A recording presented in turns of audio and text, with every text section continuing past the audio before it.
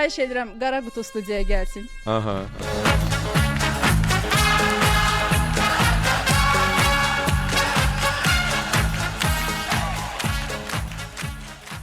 Qara Qutu doğrudan da gəldi və içində nə var indi onu Yusif çalışacaq ki, tapsın. Qara Qutudakı ən çox verilən korporativ hədiyyələr sırasındadır və qarşılıqlı isti münasibətlərin uzunmüddətli davam etməsini simvolizə edir. Qara Qutudakını tapın. Vaxt getdi.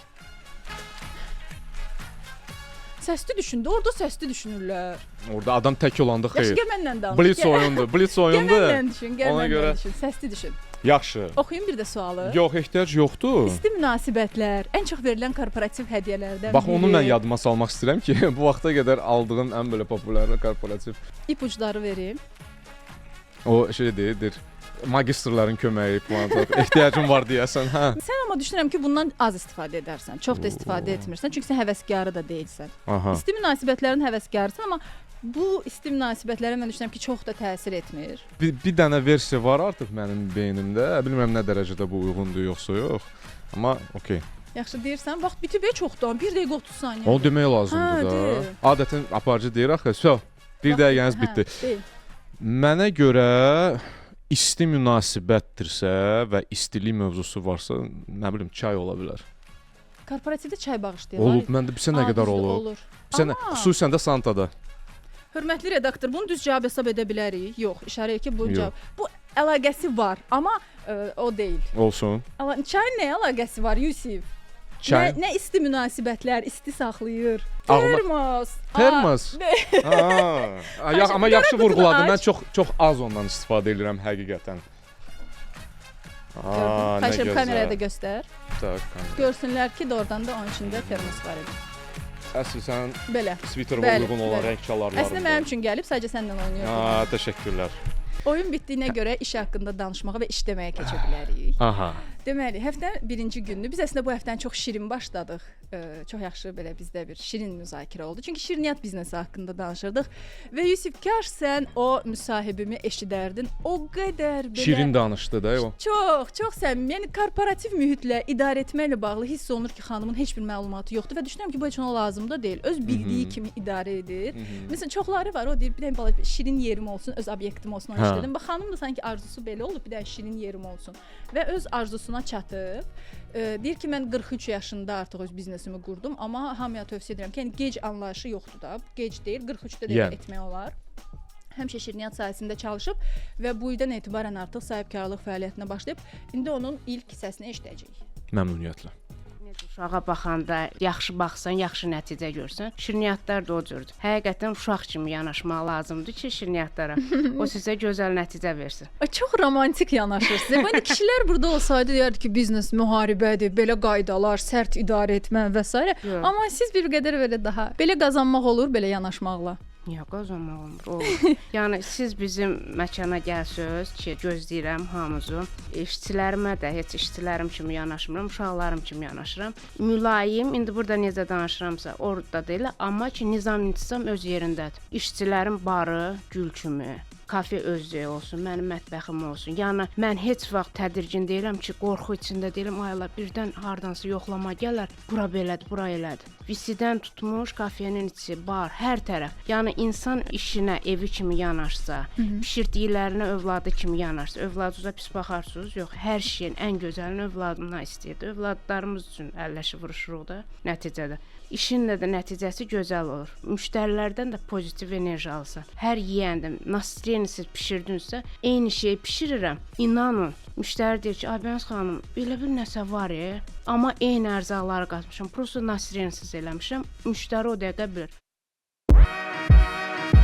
İş dünyası ilə bağlı aktual söhbətlər, faydalı məsləhətlər, maraqlı qonaqlarla müzakirələr İctimai Radioda.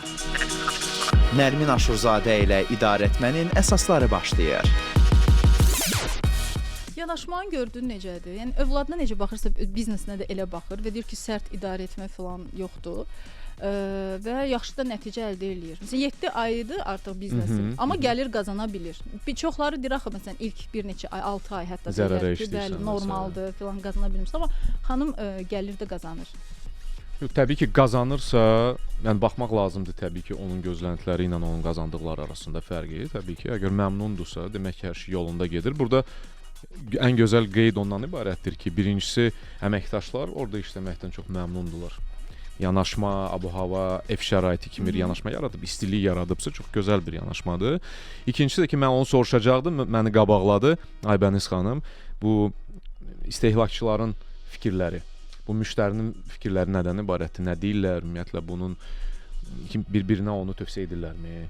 Ümumiyyətlə biz onları harda tapa bilərik? Bu sarafan radiosu işləyir, işləmir bir-birinə və s.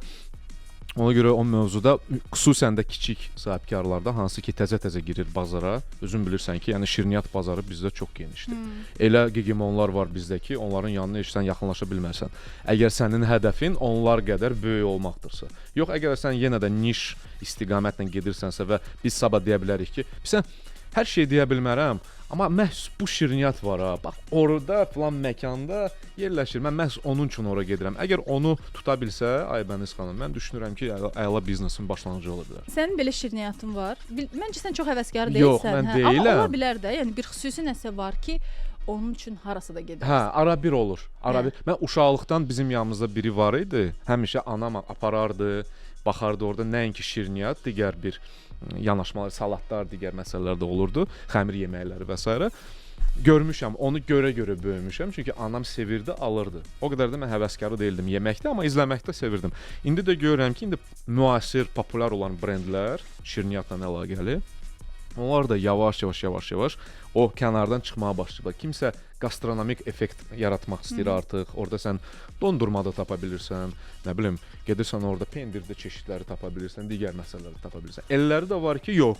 Deyir ki, mən nişalı sırf şirniyyat üzrə gedirəm və mənim məsəl üçün bu tortum var ha. Onun analoqu yoxdur və hamı da gəlir. Var elələri. Niyə diplomat kimi cavab versən? Sevdiyin şirniyyatın adını soruşdum sadəcə. Yoxdur axı sevdiyi. Heç bir dənə bir şey də yoxdur. Və belə xüsusi bir şey yoxdur, deyim ki, mən belə nastroyeniyama, abu-havama bağlı olan məsələdir ki, məsələn, çoxdandır nəsə ağzıma dəyməyib o şirniyyat. Hardadır o belə? Çünki mənim evimlə üzbəyüz 5 dənə şirniyyat evi var müxtəlif yerlərdə. Mən belə rahatam da, nə vaxt istəsəm gedə bilərəm. Amma belə xüsusi qeyd edəcəyim bir şey yoxdur. Anamdan sorsaydım məsəl üçün, anam sənə deyərdi. Və yoldaşım da bəlkə deyər, amma mən yox. Yaxşı, qarşılıqlı sual verin, bəs sən də? Mən şirniyyatı çox sevirəm. Şirniyyatı çox sevirəm, amma ən bu yəqin Napoleon tortu olar və şokoladlı tort. Biskvit və olursa şokoladlı olmalıdır və Napoleon olmalıdır. Napoleon. Yeni ildə xüsusilə Napoleon olmalıdır. Xırçıldayan Napoleon yoxsa? Xırçıldayan Napoleon, amma çox kremli, belə qəşəng, bol kremli. Sizdə indi kafe sayılır da. Daha böyüdükcə bütün bunlara müştərilərə nəzarət və ya nə bilim personala nəzarət etmək sizin dediyiniz yanaşmayla mülayim, belə yavaş-yavaş və hər bir müştəriyə xüsusi diqqət, belə biraz alınmayacaq. Bir dənə sizə söz deyim də, siz Allah qoysa bizə gələndə görərsiniz. Mənim mətbəximin qapısı yoxdur. Mən ora pərdə asmışam. Bunun da səbəbi var. Yəni qapı qoydurmamışam. Mən barı da eşidirəm, müştərinin danışmağını da eşidirəm. Barista qızın, oğlanın müştərilərlə necə danışmağını da eşidirəm. Mən məsəl üçün onlara dərs keçirəm ki, siz əsəbisizsə, probleminiz varsa, onlar qalır evdə. Siz müştərilərdən xoş danışmalısınız. Müştəri hər zaman haqlıdır. Bir söz var. Amma bizim müştərilər də çox necə demirəm evdəki kimi. O elədilər.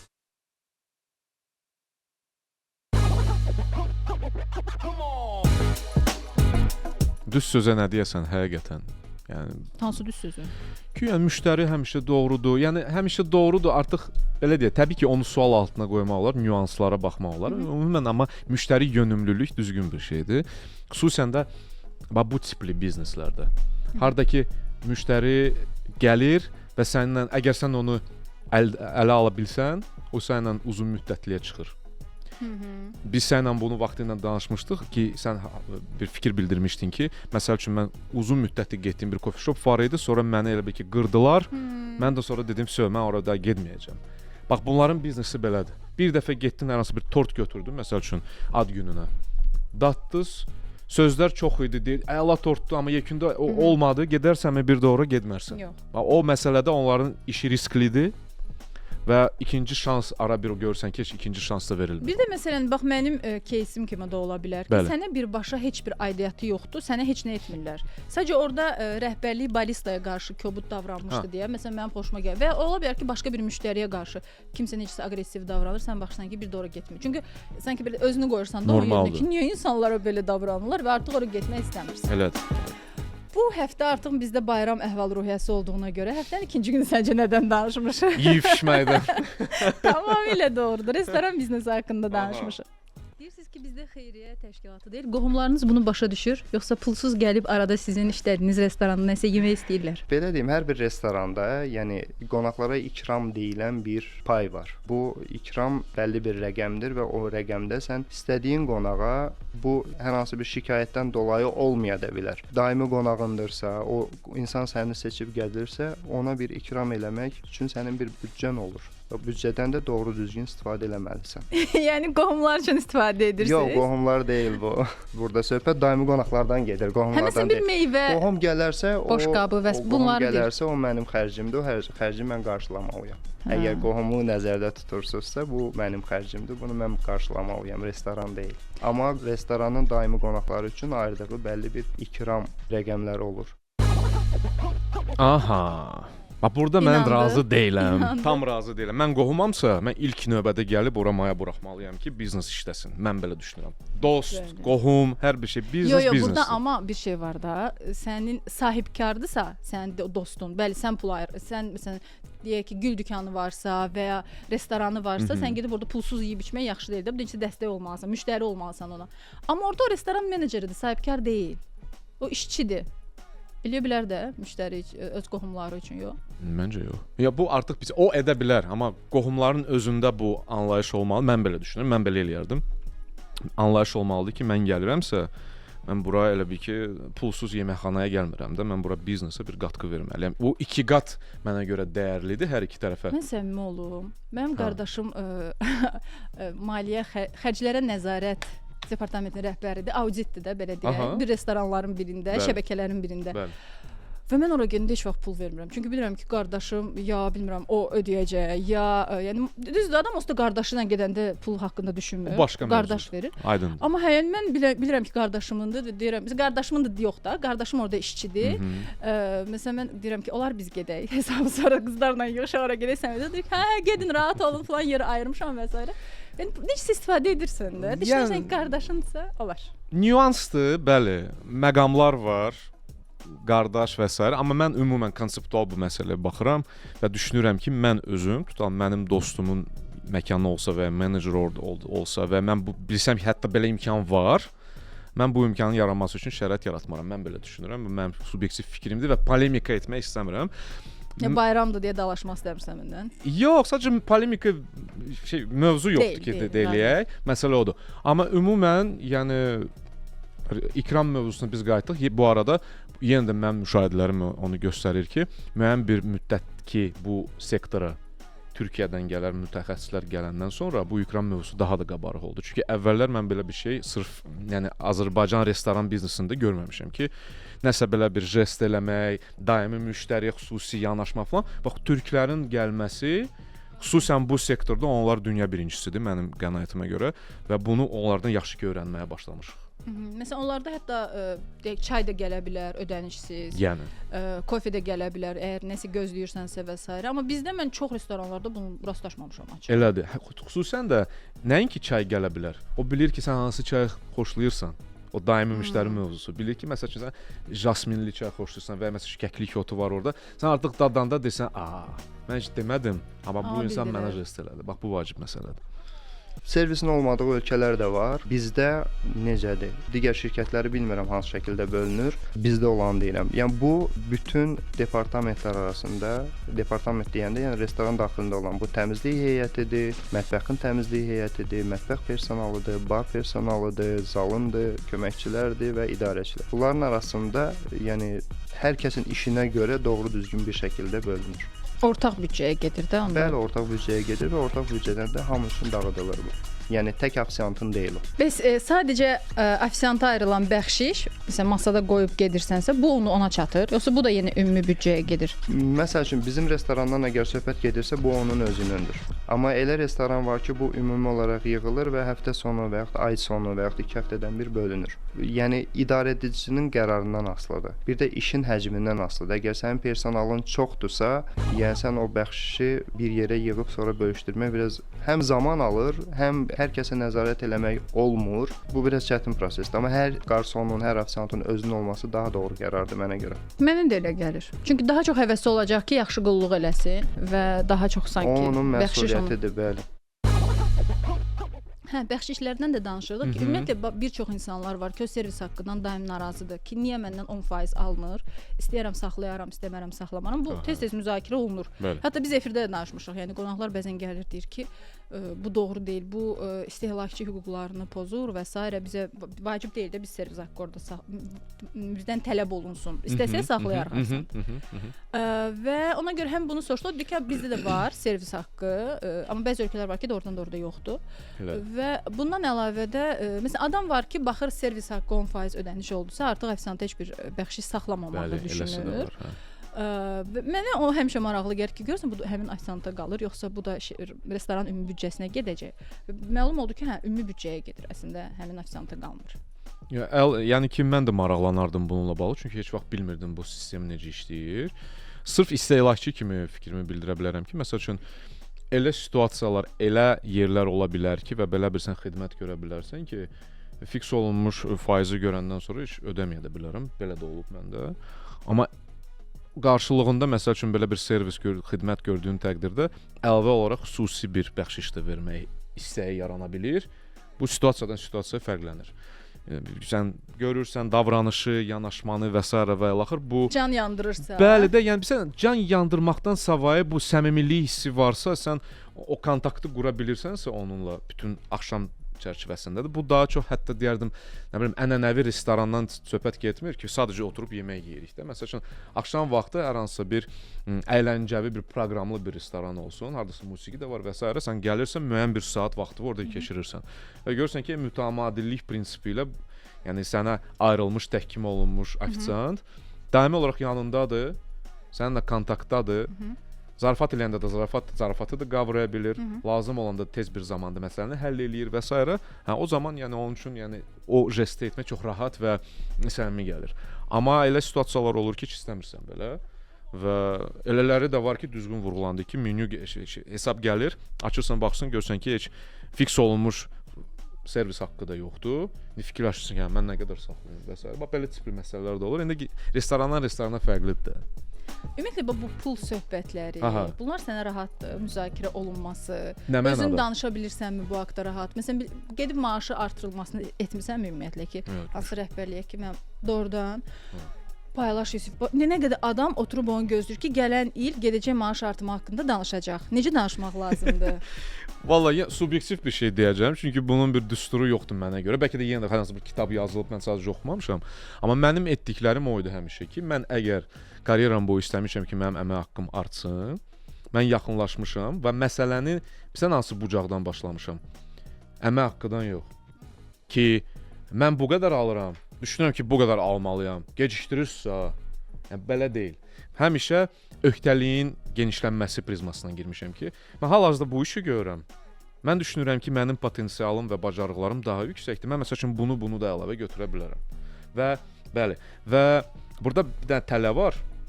Yəni qarşında təbii ki, səni eyni maaşla daha böyük öhdəliyə işlədən birisi olsa, vay sənin halına ki, yəni onu götürüb təbii ki, problem deyil və uzada bilər. Orada çox vacibdir ki, konkretləşdirəsən bu mövzunu ki, mən bunu götürürəm, onu eləyəcəm.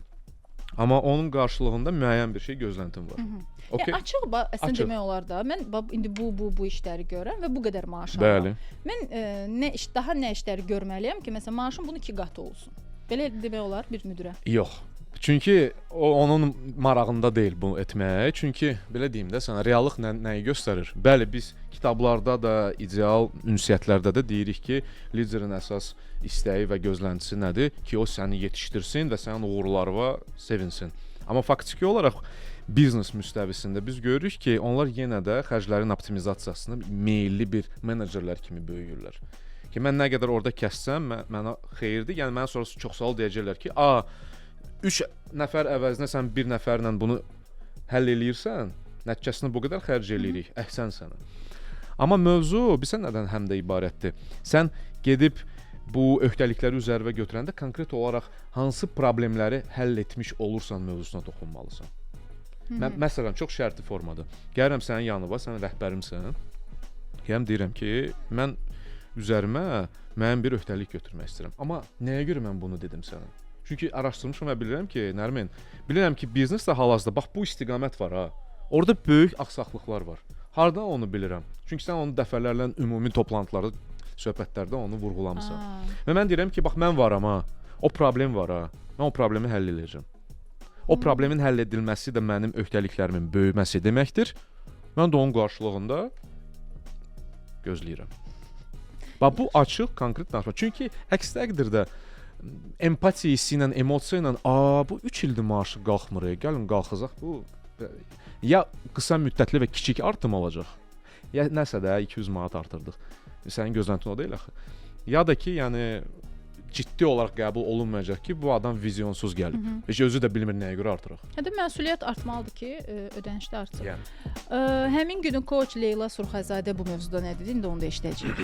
Müsahibələrdə gördüyüm şey budur ki, insanların ən çox öz dəyərlərindən xəbəri olmur. Yəni öz dəyərini bilməyən insan, özündən xəbərsiz olan, yəni bu bilirsiniz nə deməkdir? Öz dəyər biraz mistik səslənə bilər, amma öz dəyər bilirsiniz nədir? Mənim bu əmək bazarında yerim nədir? Mənim bu qabiliyyətlərim, bacarıqlarım nə qədərə satıla bilir? Kimlər mənlə eyni işi görür və onlar hansı şirkətlərdə hansı tutaq ki maaşlar alır? Yəni konkret real bir dəyərləndirmə aparmaq, araşdırma aparmaq, özümü görmək ki, mən bir məhsul olsam, mənim dəyərim nədir və mən bunu necə package eləyə bilərəm? Necə onu yaxşı bir formaya salıb təqdimat eləyə bilərəm ki, onun əslində dəyərinin həqiqi dəyəri görülsün.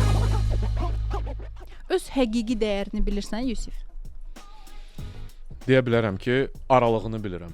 Dəqiq bir rəqəm deməyəcəm, amma aralığını bilirəm. Mən hətta Leyla xanım düz deyir. Mən vaxtilə araşdırmasını etmişdim.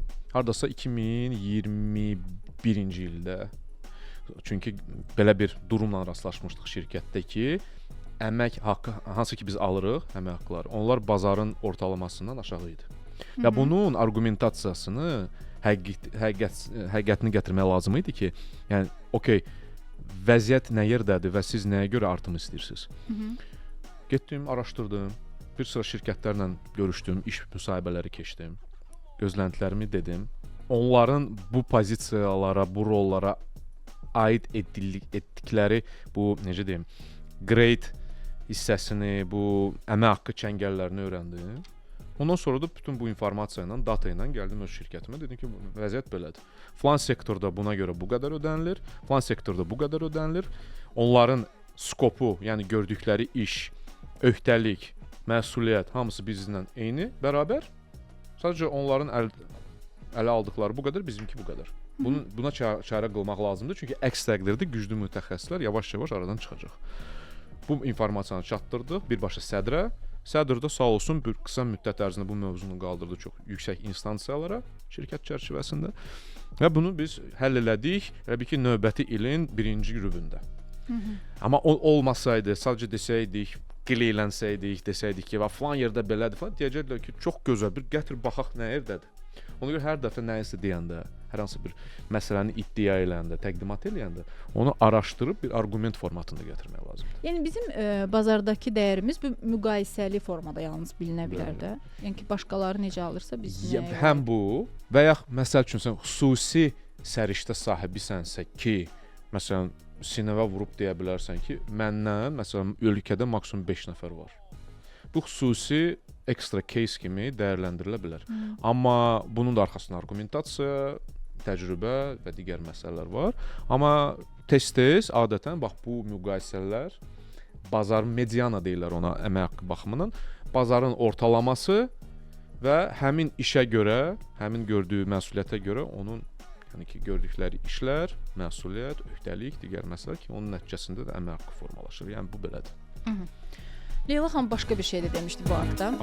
Sizin fikrinizcə bax bir əməkdaş rəhbərlə pul danışıqları edərkən məsələn maaşın artırılmasını istəyir. Burada düzgün məqamlar varmı ki, məsələn günün hansı saatı və ya hansı sözlərdən istifadə edərək, hansı formada yaxınlaşmaq lazımdır ki, nəticə yaxşı olsun? Mütləq ac olanda danışmamalıyıq. Yəni günün hansı saatı dediniz? Nahardan öncə olmaz. Hə, nahardan sonra, amma yuxulamamaq da lazım təbii ki. Bu çox gözəl mövzudur. Həm elə bil ki, yeni işə başlayanlar və iş dəyişdirmək istəyənlər də burada bizi dinləyib baxa bilərlər bu mövzuya. Deməli biz danışarkən bilirsiniz pul həmişə ən axırıncı danışılır da, satışda da belədir. Ən axırıncı yerə qoyulmalıdır. O qədər ki, yəni biz onsuz da sanki əminik ki, bizə istədiyimiz maaş veriləcək. Bizim istədiyimiz o promotiona alacağıq. O əminliklə o görüşə girmək. Yəni mən puldan onsuz da əminəm. Amma gəl göstərim ki sənə, məndə nələr var ki, mən düşünürəm ki, bu artıq mənim yolda belə deyək də formalaşdırdığım bacarıqlar, yeni öyrəndiyim şeylər, verdiyim töhfələr bu departamentə, bu şirkətə, bu komandaya. İndi o nəyə görə artıq daha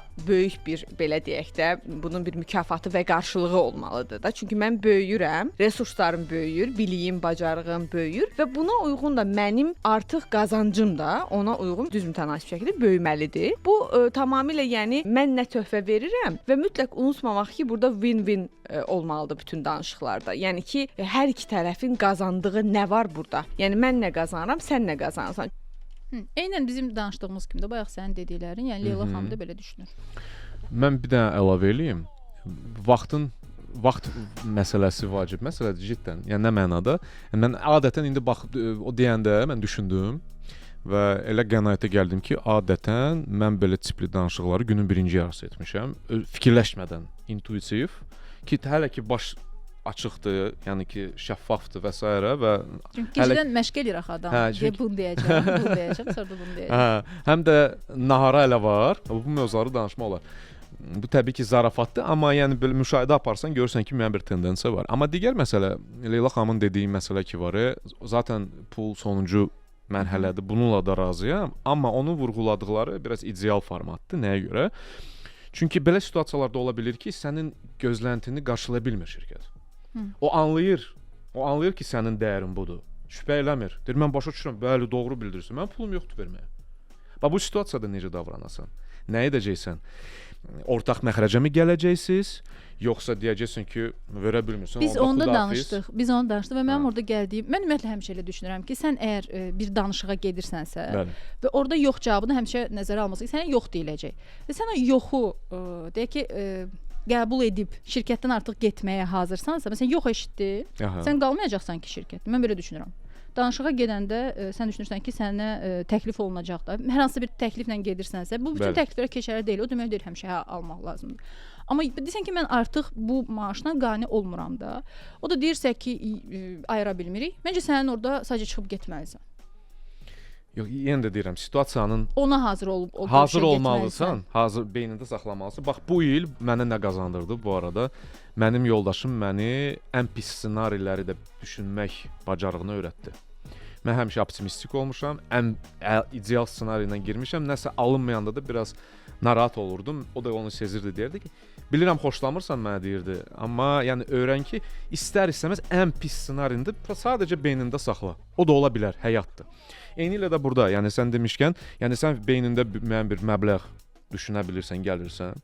Heç kim yenə də deyirəm, sənin səriştənə, sənin təcrübənə şübhə etmir. Hətta bunu açıqcasına sənə deyir ki, bəli, mən razıyam. Doğru vurğulayırsan. Sadəcə şirkət olaraq hal-hazırda və bəlkə də heç gələcəkdə də bunu verə bilmirik. Biz bunun qarşılığında bunu verə bilirik. Razısanmı? O dediyi win-win var ha. Win-win çox çətin məsələdir ki, hər iki tərəf xoşbəxt olsun, düzdürmü? İndi sənin qərarın burada ortaq məxrəcə gəlməkdirmi? Yoxsa sənin kimi dediyin kimi radikal formada demək ki, verə bilmirsinizsə, onda xudahafiz. Orada incəliklər var, orada bağlılıqlar var, şirkətlə olan sənin yolculuğun var, qarşında olan insana qarşı hörmətin var, onun sənə qarşı hörmətin var, sən başlayırsan onu düşünməyə.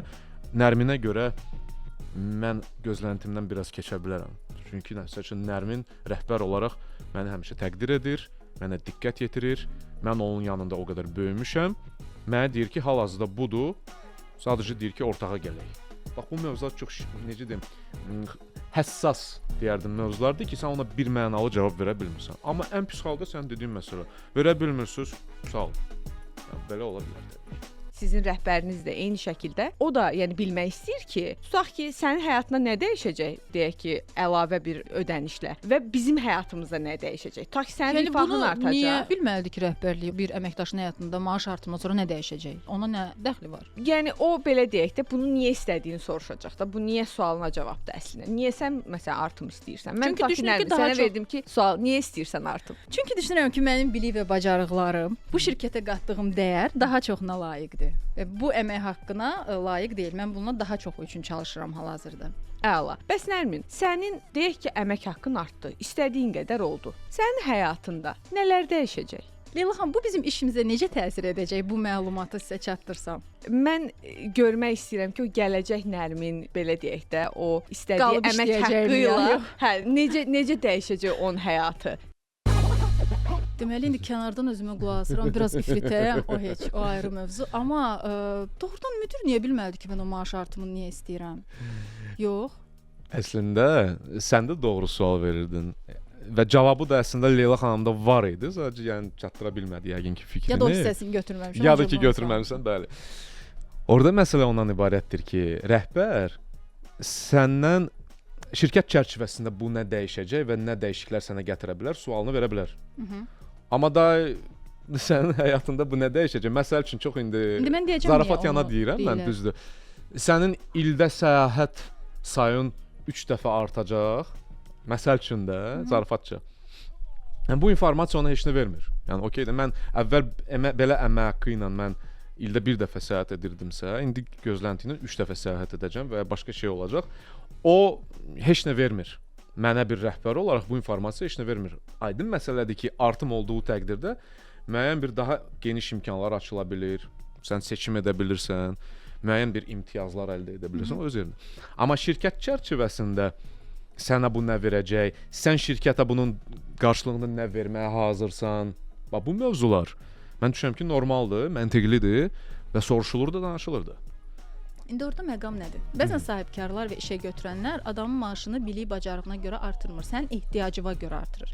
Əgər sənin məsələn uşaqların varsa, kirayədə qalırsansa, sən daha çox ehtiyac sahibisənsə, evdə yoldaşın da işləmir, tək sən işləyirsənsə, onun əmək haqqının artma ehtimalı daha çoxdur. Nəinki çox yaxşı bir mütəxəssis subaydısa, evi və maşını varsa, amma çox yaxşı bir mütəxəssisdirsə, o deyəcəklər ki, sən indi yola ver necəsə, ya da heç onu da ona izahat verməyəcəklər.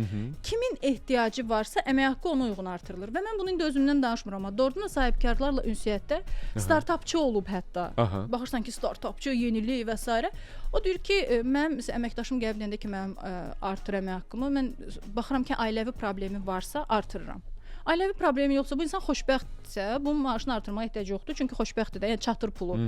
Amma belə bir problemləri, maddi problemləri varsa, onun əmək haqqı artır. Mən də deyirəm ki, bu insani, vicdani tərəfdən bəlkə doğrudan da çox doğru yanaşmadır. Amma ədalətli deyil də. Yəni kim daha yaxşı peşəkardırsa, onun əmək haqqısı artmalıdır. Səhv düşünürəm. Yox, məncə səhv düşünmürsən. Sadəcə burada yenə biz gəlirik subyektivliyə ki, kimsə belə edir, kimsə başqa cür edir. Hər hansısa bir biz burada qayda tapaqmı düşünmürəm. Eləsi var ki, yəni baxır vəziyyətə, eləsi də var ki, sərişdiyə. Sadəcə bu insan belədir. Və biz artıq bunu sadəcə sənin kənardan şərh edə bilərik. Amma onun qərarlarını necəsə necə deyim, onları qələmə verməyimiz və onları necəsə təhlil eləməyimiz yenə qarşı gəlir ki, insan belədir. Belə görür, özünü belə hiss eləyir, nə bilim, yaşadıqlarını bu formada ona çatdırır və s. və axır. Bax sən rəhbər olsan, necə davranırsan? Kimisə əmək haqqını da artırmaq lazımdır. Ehtiyacı olanı mı daha çox əmək haqqını artırardın, yoxsa yaxşı mütəxəssisin? Şirkətə daha çox qazandıranın? Mən ilk növbədə insani faktorla səriştənin bir araya gəlməsinə baxacaqdım. Ki bu insan həqiqətən bizim şirkətimizə həm persona olaraq, həm də peşəkar olaraq hansı qatqı verir və onun məsəl üçün istəyini mən qarşılasam bu bizə nə verə bilər? İlk növbədə ona baxacağam. Həm də ki mən çox diqqətlə və həssaslıqla bu tipli keysləri nəzərdən keçirəcəm ki, ehtiyac deyəndə nəyi deyir və həqiqətənmi orada məqamlar var? Çünki insan belə bir məxluqdur ki, egoistik də biz. Deyə bilər ki, ehtiyacım var da. Halbuki bunun arxasında başqa məqamlar da ola bilər. Həmişə qurban roluna girməyə ehtiyac yoxdur. Yəni mən düz o ifadəni xoşlamıram. Ara bir belə bir çevrəmdə belə bir söhbət olur ki, elələri var ki, məsəl üçün 500 manata ailə saxlayır. Ola bilər, amma nə dərəcədə realdır o və nədən keçir, nədən kəsir, hansı qurbanlar bahasına bunu edir. Mütləq ki, kəsir nədənsə. Hə, təbii ki.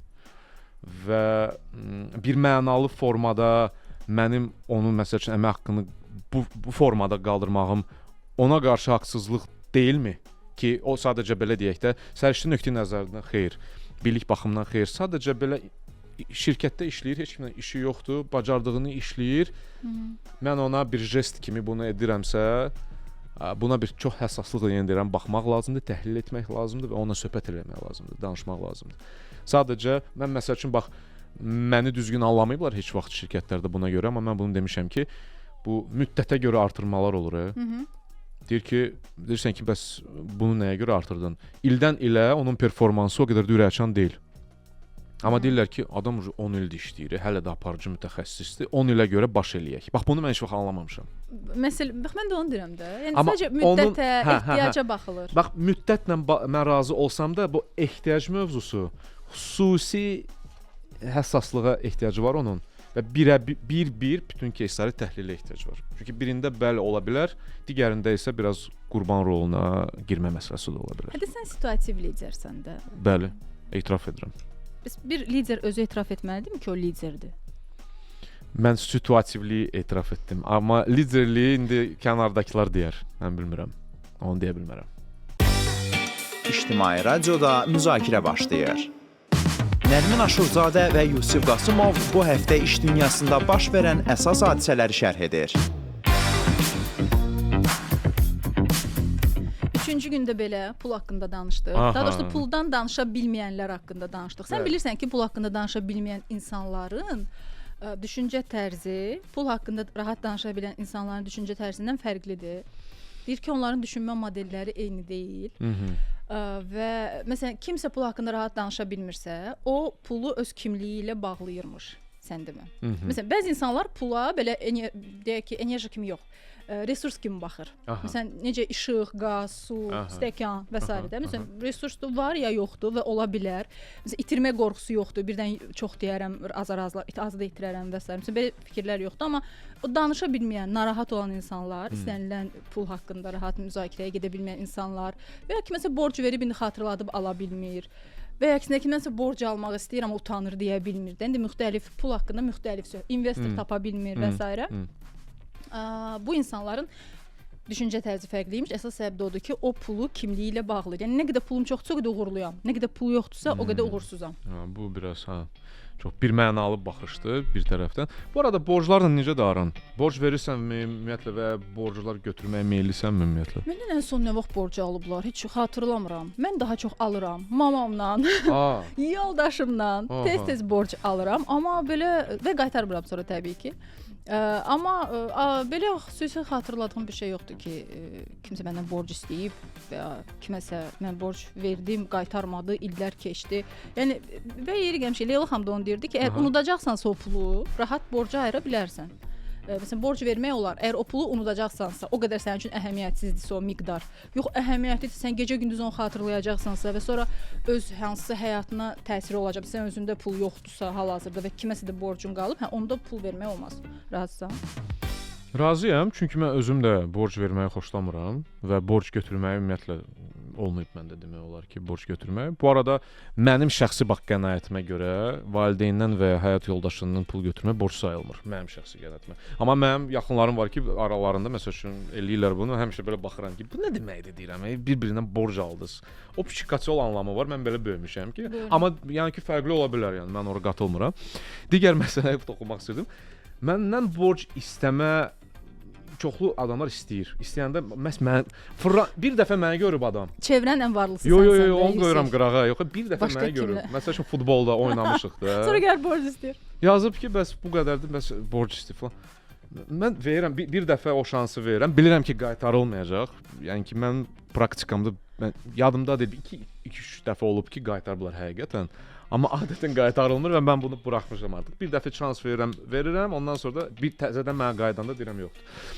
Amma Və keçmiş borcu qaytarmayan yenə qayıdıb borc istəyir. olur, əlavə istəyirlər, hə. Vəziyyət o qədər çətin. Mən onu da bir dənə versəm, mən sonra toplam şəkildə qaytaracağam. Bax Heç kim orada keyfindən borc almır. Aydın məsələdir. Bu aydındır. Hə, amma mən ora getmirəm. belə də biraz Amma olur. Çox tez-tez olur. Açıq sənə deyim ki, populyardır çox. Sonra o toplam şəkildə qaytararam mövzusu çox populyardır sənə deyim. O toplamlığa da imkan vermirəm. Amma deyirəm də bir dəfə görüb mənə yazır. Deyirəm mənim üzümdə nə yazılıb, nə bilim Sberbank yazılıb. Yaxşı insan pul ayıra bilər. Heç kimə yox deməz, bəlkə bunları. Nə bilim, bilmirəm. Hələ də o axtarışdayım ki, hardadır o. Mən sənə deyirəm də, sən öz çevrəvinlə varlı insansan ona görə. Yəni belə başqa səbəb yoxdur. Mütləq. Amma həftənin 4-cü günü isə yüksəliş müsabiqəsinin daha bir qalibi ilə birlikdə biz motivasiyadan danışdıq. Düzdür, kim üçünsə elə puldur əsas motivasiya. Çox zəif motivasiyadır bu arada. Yəni sənin motivasiyan yeganə puldursa, motivasiyan yoxdur. Yeganə sözü çox qəşəng sözdür. Bəli. Çox gözəl sözdür. Ad kimi də çox gözəldir, Çox söz gözəl. kimi də çox gözəldir. Bəli, Yeganə. Yeganə. Yeganə olmamalıdır, bəli. Amma kiminsə motivasiyası pul ola bilər. Sadəcə pul deyil də. Motivasiya sırasında bəli, təbii ki, onu mən birinci görürəm. pul hətta motivasiya deyil, pul bazadır, pul olmalıdır. Bəli. İndi başa düşdün, qalan şeylər motivasiyadır ki, sən artıq o dəyər və s. sən fayda qatırsan, nə bilim, nə edirsən. Pul yəni olmalıdır da. Təbii ki, biz biznesdən danışırıqsa, məsəl üçün karyeradan danışırıqsa, işdən danışırıqsa, təbii ki, o qarşılamalıdır orada, yəni şübhə yoxdur. Hə, 4-cü gün elə bunu müzakirə edirdik və daha çox danışırdıq ki, orada motivasiyanın tükənməyindən başlamışdıq Gözəl məsələyə. mövzudur. Çünki bəzən olur ki, əməkdaşın motivasiyası tükənir, amma rəhbərin bundan xəbəri olmur. Ümumiyyətlə fərqində deyil. Sadəcə düşünür ki, məhsuldarlığı aşağı düşüb və s. yəni o bunu belə görür. Bəli. Ona görə mən Qoşqardan da soruşdum. İndi səndən də soruşmaq istəyirəm ki, bax sənin fikrincə əməkdaşın motivasiyasını daha çox nə aşağı salır? Hansı hallar ola bilər? Məsəl üçün bax ən populyar, mən sənə deyim, rastlaşdığım. Mən nəyə görə burdayam və nə edirəm? Sualının cavabının olmaması. Məna yoxdur. Hətta əmək haqqı normal olsa da qane etsədir. Yəni adam qalır belə ki, yaxşı hara gedirik? Nə edirik? Baxarıq da bir dəfə, iki dəfə, üçüncü dəfədə, üçüncü həmlədə artıq insanda belə bir fikir yaranır ki, nə bilim, yoruluram, darıxıram. Onun adı da var, ingilis dilində slengində bore out. Motivasiyanın mən darıxdığıma görə düşüşü. Başa düşdün? Var Rahatlıqdan depressiyaya düşür. Rahatlıq da deməyim, iminə məhz darıxmaqdan. Ki gördüyüm iş mənim potensialıma uyğun iş deyil. Yəni mən hər şey qurmuşam, mənsiz də gedə bilər. Hər gün gəlirəm, bilirəm necə olacaq, nətər olacaq. Yəni iskra yoxdur, dopamin yoxdur, enerji yoxdur, maraq yoxdur və bore out, yəni o maraqsızlaşma nəticədə o motivasiyanın düşüşünə səbəb olur. Var da burnout, bilirik ki, çoxlu aşırı işdən savayı olaraq yorulmaq nəticəsində motivasiyanın düşüşü, o da var. Amma çox indi gördüyüm populyarlardan biri məhz budur və adətən də həmin o qırılma nöqtəsi sırf o mən dediyim o cavabın olmamasından irəli gəlir ki, biz hara gedirik? Mən nə edirəm? Mənim etdiyim ümumiyyətlə dəyərlidirmi? Nə dəyər qatıram? Qatqısı varmı, yoxmu? Bir dənə cavab verin də mənə. Cavab olmadığı təqdirdə kollaps formalaşır. Və sanki belə bir hiss yaranır ki, heç olsam olmasam onlar üçün fərqi yoxdur. Məsələn, bu artıq da dəyər mövzusudur ki, mən burada lazımammı? Və yaxşı vurğuladın, Qoşqarla müzakirədə yaxşı vurğuladınız ki, yəni orada rəhbərlə işin arasında daimi kontakt olmalıdır. Yəni bu mütəmadilik prinsipi ilə birə-bir görüşlər, təkbətək görüşlər olmalıdır, həftəliklər olmalıdır ki, bunun nəbzin yoxlanılmasıdır da. Biz bunu dəfələrlə danışırıq. Deyirik belə də. Amma o əməl olunmur bir çox hallarda, mən fikir verirəm ki, bu nəbzin yoxlanılması olmalıdır ki, əməkdaş da bilsin düzgünmü gedir, məmnundularmı onun işindən və s. Və rəhbər də bilməlidir durumu. Vəziyyəti nə yerdədir? Mən ona normal gözləntilər göstərmişəmmi? İngilislər ona clear expectation deyir də. Yəni açıq gözləntilər varmı? Bilir hara gedəcək. Onun qarşılığını bilirmi? O getdiyi nöqtədə onun qarşılığı nə olacaq, nə əldə edəcək?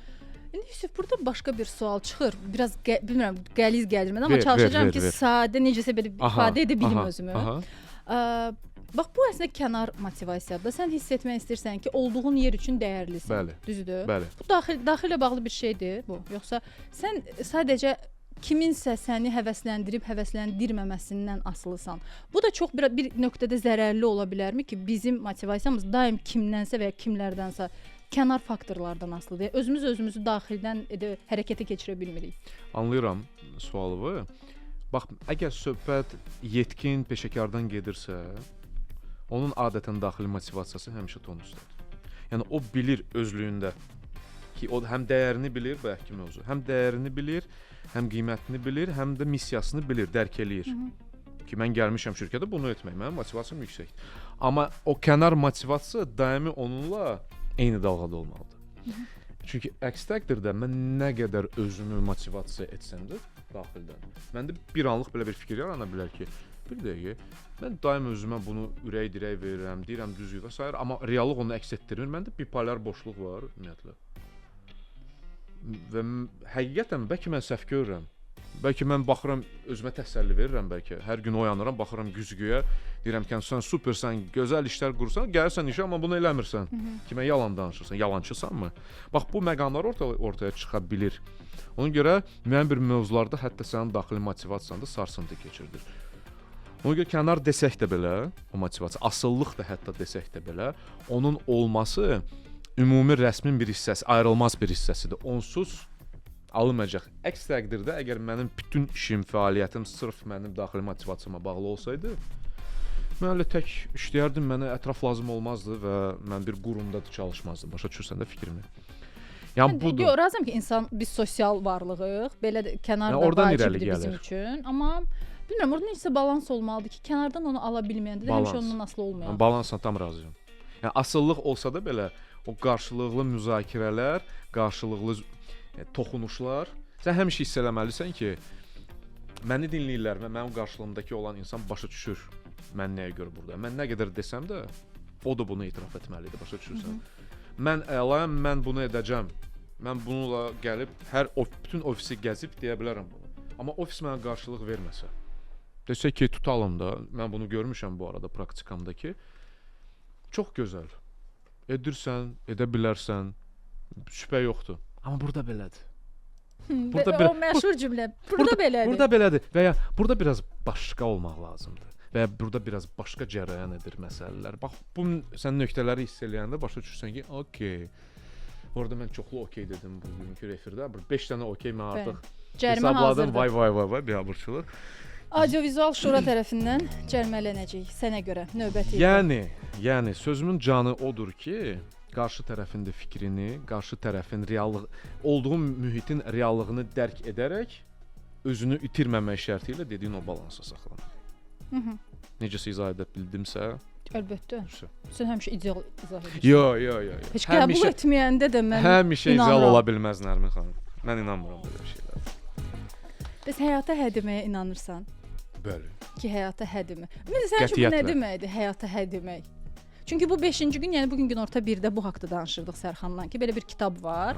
Viktor Franklın kitabıdır, Həyata hədimək. Xatırlayırsansa biz bu müəllifin bir kitabının haqqında danışmışdıq.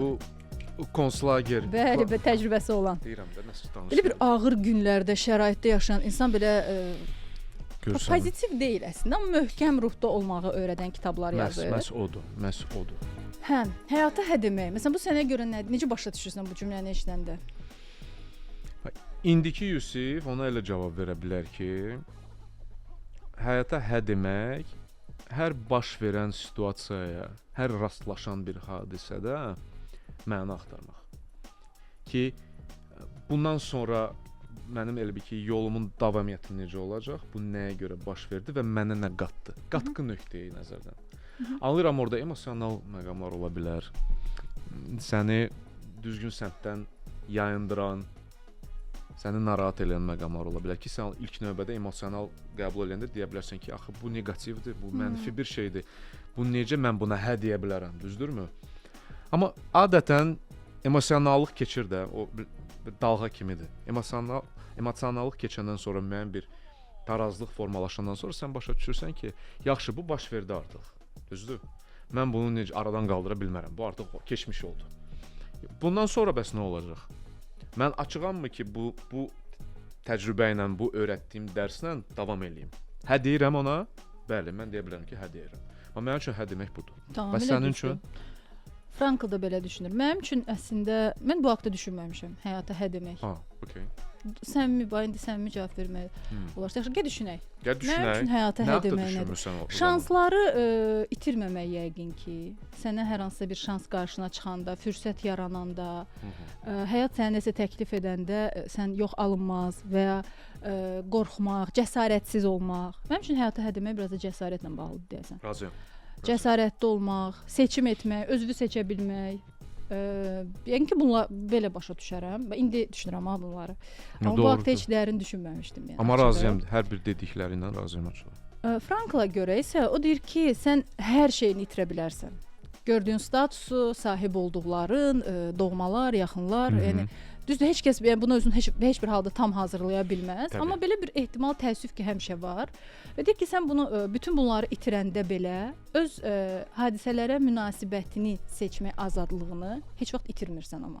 Bütün bu yaşananları sən necə reaksiya verəcəksən, onu məhz sən seçirsən. Bu yaxınlarda olan hadisədən sonra, ailəmdə olan hadisədən sonra mənə deyirdilər ki, bəs bu situasiyada adətən belə eləmək lazımdır. Dostum, mənə belə bir xitab edirdilər.